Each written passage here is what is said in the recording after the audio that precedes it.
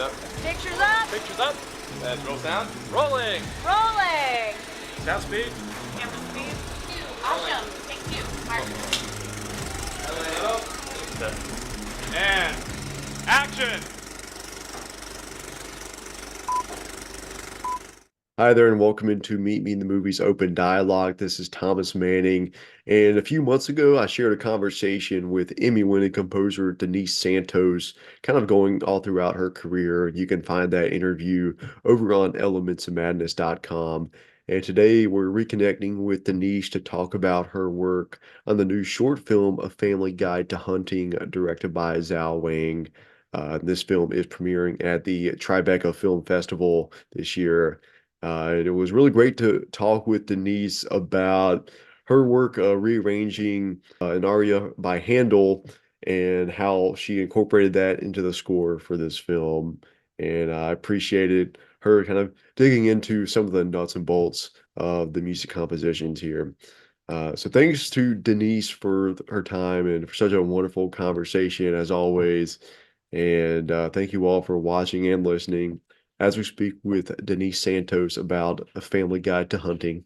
Hope you enjoy. Well, Denise, it's great to be chatting with you today. And I know last time we talked a little bit about how dark comedy is one of your favorite genres. And with this film specifically, A Family Guide to Hunting, you definitely get a chance to play around in that sandbox. So I'd love to have you expand further on what you most appreciated about working with dark comedy and those balance of tones in this film and the opportunities that this project gave you specifically with your music. Of course. What I love about dark comedy is that you're neither in one pocket. You're neither too dark, you're neither too funny. It's like you get to be a mixture of both things. And I think when we last talked, I think dark comedy fully represents me as a person as well, because I'm in either states at all times. Like I'm always trying to make fun of things, or I'm always like looking at like the seriousness of things. So it's like I like being able to mix them too. And then musically as well, the opportunities that dark comedy gives me is that I get to be rhythmic, I get to be melodic, and dark comedy I feel like is the perfect space for that. And then at the same time I get to be experimental. So it's I really appreciate being able to do all of these things and having this product to go with it. And I know for this film you rearranged an aria by Handel. So was that an idea that you came up with, or did the director come to you with that? Where did that come in? So that came from my director, and this Okay. whole process has been actually a really like my ideal collaboration with a director, because we'd already actually finished scoring this film like a year ago, and I gave him the stems to the music, and then a year later he's like, hey, so we re-edited the whole thing, and I re-edited your music. And I was like, oh, interesting. I'd love to see what you came up with. And then he pretty much like picked apart stems from my original score, and then kind of in as a way of telling me like this is what I'm drawn to. And I took that, and so on top of these re-editing, he added the handle piece in the very end. So I had a score for that last scene that he replaced with the handle music, and then he kind of had this we had this conversation of like, how can we use the handle aria combined with what you originally wrote and make its own like little baby.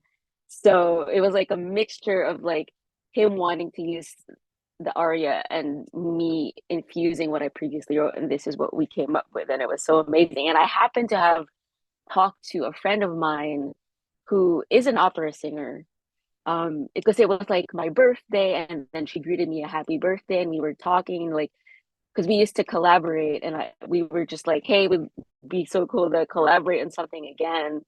And then this opportunity came up, and I was like, "Hey, speaking of, like, do you want to sing on this track?" And she was so down to do it. So that's how it came out, and it's so beautiful. Like, I feel like it really is a product of all these things around us happening at the same time, the synchronicity of it, and then finding the right outlet for it. Yeah, and you kind of briefly touched on this question there, but I want to dig into a little bit more in finding a way to balance staying true to the original piece by Handel, but keeping it recognizable, but also making it your own and making it meet the needs of the film. So what were some key, musical and emotional decisions for you to effectively find that, walk that tightrope? So there was, so I think the obvious part of Handel is the melody and the kind of the chord structures and all that.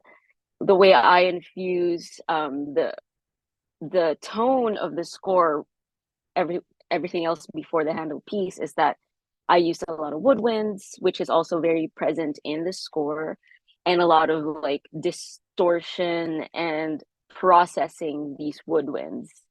So if you listen to the score, which by the way, is coming out as an album on Spotify soon, but if you listen to it, it starts out with a woodwind arrangement, still pretty clean, and then the singing comes in, and then the second half of it, I start processing the woodwinds. I start adding a synth that I've used previously in the score. It's like this, I don't know why I call it a worm, but it sounds like a worm to me. It's just like this, it sounds slimy for some reason. It's like a slimy synth that takes over the lead melody. And then, so it builds and it builds into this like weird, distorted orchestra that really sums up what happens in the film. So where at the beginning of the film it's clean, and then something happens in the middle that just fucks everything up and turns it into this distortion. So that's pretty much how we were able to infuse all the different elements. And I think I saw a behind the scenes snippet of you recording some of the score for this, playing an upside down water jug like a drum. Yeah, that Oh, one okay, right there. perfect. It's right there behind you. Awesome. So, Yeah. is that something you do often, or was that unique to this score? It's actually something I do often. Yeah. Every time I have like a rhythmic score. So that's a scene where it's kind of like it's the climax of the film. It's where we transition from comedy to dark. And that's like the marker. So that's the marker scene. So it's a kind of a rhythmic action type of of cue. And what I originally had was just like a lot of my program drums. And I usually like to add a layer of me just banging on random stuff that I have. I collect percussion basically. So I've had this water jug from when I used to work at Bleeding Fingers. It was like lying around in the hallway, and I took it. And this is not the first time also that I've used water jug in a score. My very first score, I collaborated with a percussionist who actually has a collection of water jugs. This is all the way in the Philippines too. He tunes them by putting water, so different jugs had different amounts of water, and some of them would sound higher, some would be lower. So I kind of took that idea when I found this water jug in the hallway and just added it to my collection of my own percussion. And I had a djembe that a good friend of mine borrowed, and I wanted to really record a live percussion on this score, and my djembe was not in the room. I had this, so I just decided to use that. It's really fun. It Uh, actually sounds like a djembe. If you didn't know what it looked like, it sounds yeah. like a djembe. Yeah. I mean, if I just closed my eyes, I wouldn't have known any differently. So, yeah, Yeah. that's awesome. I mean, That's awesome. honestly, that's music, right? Like you just Yeah. bang on stuff and see what sounds good. That's the truth. Oh man, I love it. And for you, when you're, composing for a short film, are you in any sort of different headspace working with such a limited runtime compared to composing for a feature film? Is there any sort of, what are some of the thoughts that are going through your mind that might be different in those circumstances?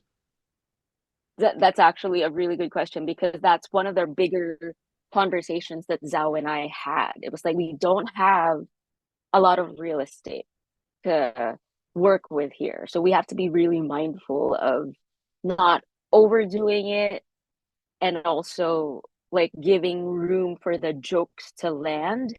So it was definitely a lot of experimentation because there were some scenes where I had scored it and Zhao and I would look at it and we were like, well, this could do with not having score because this is the one serious conversation we have throughout the whole thing. So maybe we shouldn't put anything in it. So that was like, I think that's the difference with a short. You only have one time to do one kind of thing. You only have one funny scene, you only have one serious scene, you only have, one establishment scene. So we had to really pick and choose where we would put music. Ultimately, I think putting stuff, since it's a short, it's also like it's okay to put in the time. It's not gonna take up a lot of time. Put in the time to try something and then just maybe mute it and go, okay, it's better off without it.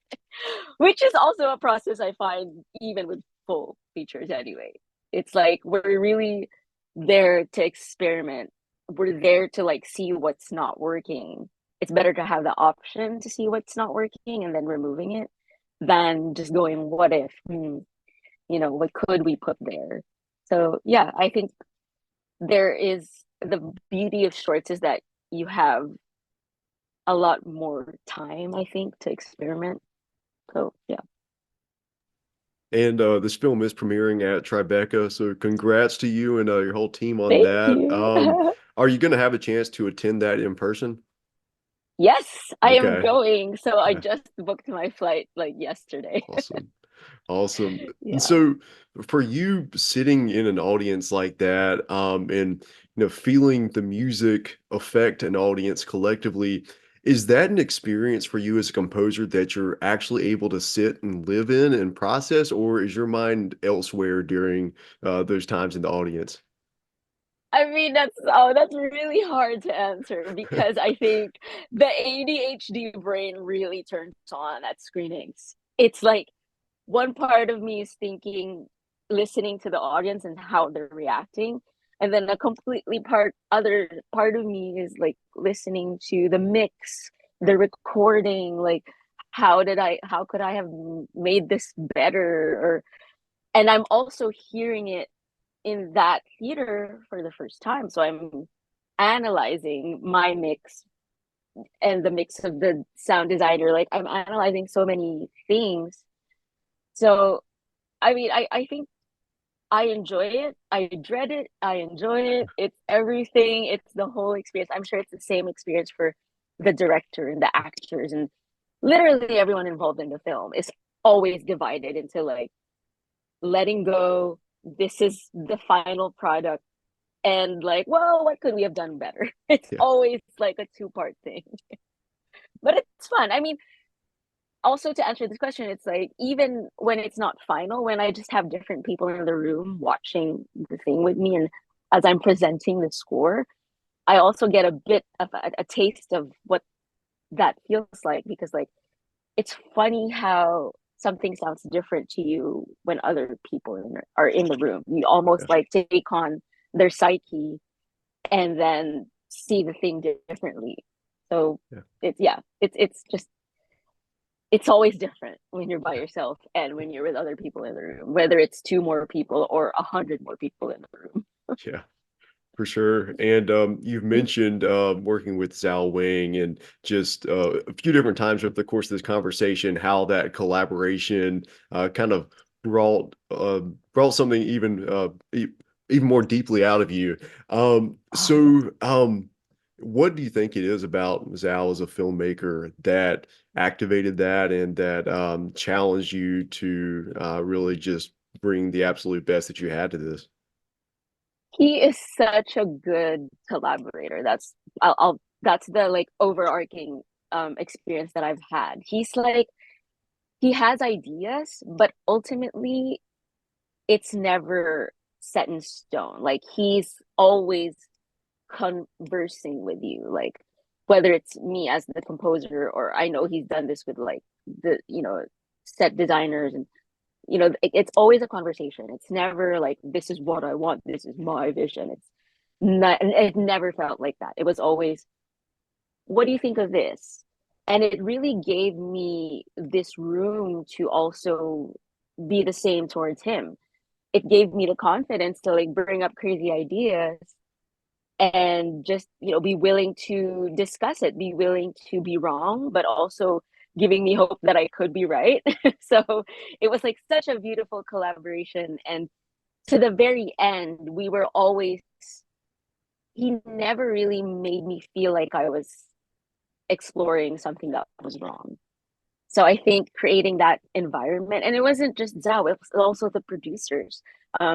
Joyce and Louie were also very much involved in creative ideas, and they were always open. So I think that's what made this film just such the beautiful product that it is. It was like everybody had an opportunity to chime in. And mind you, I was involved even in pre-production. They even let me chime in on like the story. They let me chime in on the edit, and that was just so beautiful that I really felt that my opinions were valued, and that's what gave all of us the confidence to just push the boundaries of what we were able to do as individuals, because it was such a comfortable space, a safe space to just voice out whatever you want, and we would all just laugh at it too.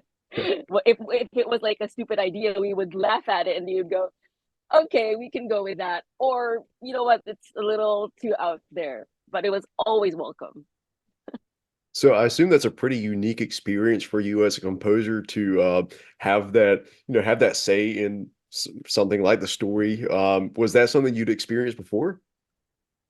Not quite. I mean, I've experienced it when no, it's not that often. Like Yeah, usually you get the cut and then you pretty much just have to work with it. yeah, yeah. I've maybe experienced it one or two other times before, but this one was really cool that we get to really. I mean, I even went to set, so it's. I love it. I just love being part of the whole thing, and I think that's how it should always be. Absolutely. Right? Like Oh we're man. still we're still getting to know the film, and being part of everything from the bones of it is really just gonna help translate into writing the music for it. So I love it. Yeah. Well, once again, A Family Guide to Hunting is going to be premiering at the Tribeca Film Festival, and I know you are delighted, and everyone involved with this is, and yeah, I can't wait to see it myself. And where can people listen to your music once that drops? So it's still in progress, but it will be out on all like streaming platforms, Apple, Spotify, Tidal, I believe. Yeah. So it'll be Awesome, all out there. I wonderful, will let you know once I have a release date, but I am aiming to have it released like right in time for the premiere. excellent. Well, Denise, is there anything else you want to touch on regarding your experience with this film before we wrap up today? I think just ultimately it's so much fun to work with your friends. It's just the Yeah. best experience. Yeah. And I just cannot reiterate enough how much fun it's been. Even when it was stressful, it was fun because, I was texting with the director and producer on like, getting to the finish line, and they made it fun. So it was, this is one of those things that's worth going over time for, going crunch mode on. And yeah, I want to thank them, really. Well, thanks so much for joining today, Denise. It's been a pleasure to chat with you as it Thank always is, and you. looking forward to staying in touch. And we'll talk again soon. Yes, thank you, Thomas. I guess pictures up. Pictures up. Pictures up. Roll sound. Rolling. Rolling. Sound speed. Camera speed. Awesome. Take two. Mark. And action.